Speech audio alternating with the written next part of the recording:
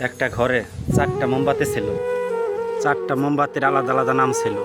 প্রথমটার নাম ছিল শান্তি, দ্বিতীয়টার নাম ছিল বিশ্বাস, তৃতীয়টার নাম ছিল ভালোবাসা এবং সর্বশেষ যেটা ছিল তার নাম আশা। তারপর কি হলো জানেন?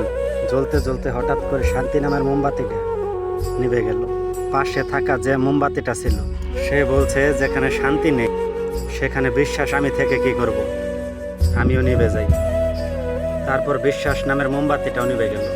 কিছুক্ষণ পর জ্বলতে জ্বলতে ভালোবাসা নামে মোমবাতিটাও বলছে, যেখানে শান্তি নেই সেখানে বিশ্বাস নেই, সেখানে তো ভালোবাসার কোনো মূল্য নেই।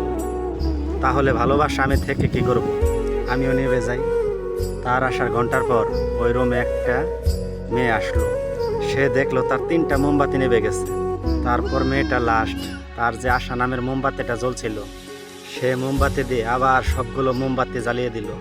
তো এই গল্প থেকে আমরা কি শিখতে পারলাম? জীবন চলতে গেলে আমাদের শান্তি থাকবে না, বিশ্বাস উঠে যাবে, ভালোবাসা থাকবে না, কিন্তু কখনো আশা ছাড়া যাবে না। আশা থাকা ভালো, স্বপ্ন দেখো, আর একটা আশা রেখো মনের মধ্যে যে আমি এটা পাবো, আমাকে এটা পাইতেই হবে। আপনি জীবনে অনেকবার হেরে যাবেন, নিভে যাবে, কিন্তু আশা ছাড়া যাবে না। যদি গল্পটা ভালো লাগে লাইক, কমেন্ট, শেয়ার করে যাবেন।